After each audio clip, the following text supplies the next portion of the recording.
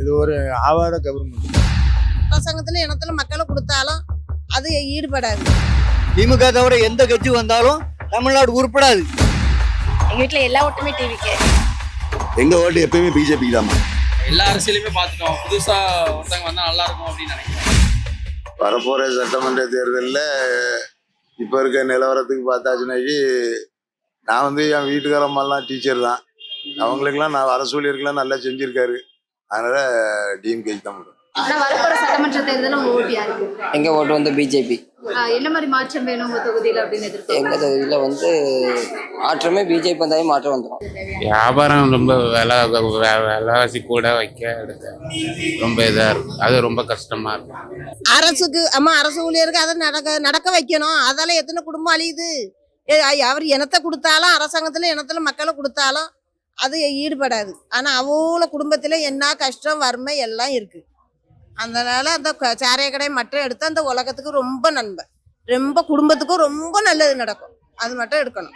அதான் வரப்போற சட்டமன்ற தேர்தலில் எந்த அரசு வந்தாலும் மக்களுக்கு அடிப்படையான பிரச்சனைகள் என்ன இருக்கு இந்த தொகுதியில, என்ன மாதிரி மாற்றம் கொண்டு வரலாம்? யார் வந்தாலுமே மாறாது. எந்த அரசியல்வாதி யார் வந்தாலும் மாறாது. மாற வேண்டியது அரசு வேலை செய்யறாங்க இல்லையா, அரசு இயந்திரம் இல்லை. அந்த அரசு இயந்திரம் மாறினா மட்டும்தான் அரசு மாறும், இல்லைன்னா மாறவே செய்யாது. இப்போ லஞ்சம் எடுத்துட்டா லஞ்சம் இல்லாத துறை கிடையாது இல்லையா? லஞ்சம் இல்லாமல் ஏதாவது இருக்குதா? எந்த வேலைக்கு ஏதாவது லஞ்சம் இல்லாமல் கொடுக்குறாங்களா? எதுக்குமே ஒழுங்கான இது கிடையாது. அப்போ இது மாறணும்னா அடிப்படை முதல்ல ஒரு அஸ்திபாரம் மாறணும் இல்லையா? அந்த அஸ்திபாரங்கிறது அரசு இயந்திரம் மட்டும்தான். அந்த அரசு வேலை செய்கிறாங்க இல்லையா, அவங்க கரெக்டாக இருந்தாங்கன்னா அந்த அரசு கரெக்டாக வந்துருக்கு. அது யார் வந்தாலும் சரி, எந்த அரசியல்வாதி வந்தாலும் இந்த அரசு இயந்திரம் சரியாக இருந்தால் எல்லாம் சரியாக இருக்கு. இல்லைன்னா அது மாற வச்சியாது, கடைசி வரைக்கும் மாறாது. அது 1000 வருஷம் இல்லை, 2000 வருஷம் இல்லை, 3000 வருஷம் ஆனாலும் மாறாது. டிஎம்கே போடுவார். இப்போ சட்டமன்ற தேர்தலில் ஸ்டாலின் தான் ஓட்டு. படித்த பையங்களுக்கு ஸ்டாலின் ஒரு சிலர் சொன்னார், ஒரு சிலரை செய்யலை. என்ன நல்லா செஞ்சுருக்காரு. இன்னும் படித்த பையன் டிகிரி பையனும் இப்போ நம்ம பிள்ளைகள்லாம் இருக்குது. இவரை நம்பி தான் வேலை கிடைக்குன்னு பார்த்தா, ஆனால் கிடைக்கவே இல்லை. இன்னும் அடுத்த ஆட்சி இவர் தான் ஜெயிப்பார் கண்டிப்பாக. ஒருக்கா சொல்கிறோம், ஸ்டாலின் தான் ஜெயிப்பார். ஆனால் படித்த பையனுக்கு வேலை வாய்ப்பு இவர் கொடுக்கணும். நீட் தேர்தலில் அறிவிக்கணும். அதனால் ரொம்ப எவ்வளோ பேர் கஷ்டப்படுறாங்க. அதனால் ஸ்டாலின் ஆட்சியும் நல்லாயிருக்கும்.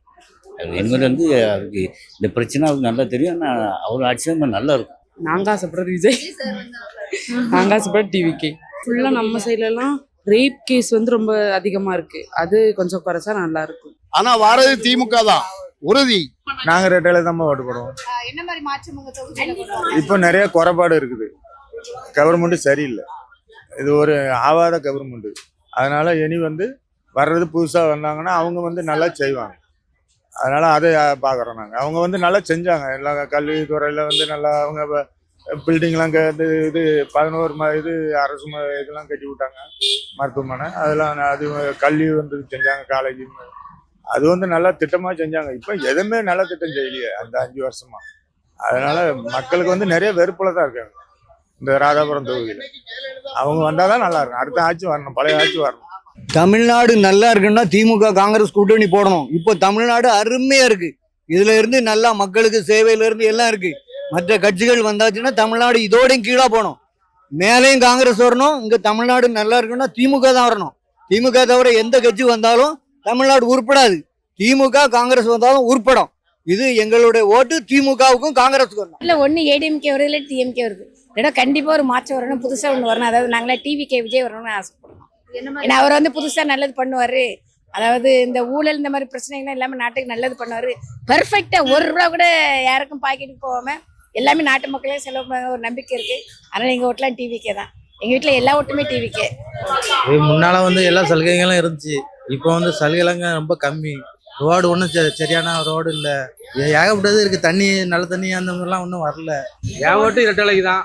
என்ன மாதிரி மாற்றம் கொண்டு வரலாம்? மக்கள் பிரச்சனை எப்படி இருக்கு உங்க தொகுதியில? மக்கள் இப்போ இருக்கிற ஆட்சி இருக்குல்ல, இந்த ஆட்சி வீட்டுக்கு ஒரு குடிகாரனா ஆகிட்டு நம்ம அடுத்தால ஆட்சி வந்துட்டாங்கன்னா வீட்டுக்கு ஒரு கஞ்சா அடிக்கிறவங்க கொண்டு வாங்கிடுவாங்க. அதனால என்ன வந்தால் ஏழ்மைக்கு தான் வரணும். கீழே ரெட்டில் இருந்தால் மேலே தாம்பா இருக்கும். 2 கூட்டணி இருந்தால் நல்லா இருக்கும்.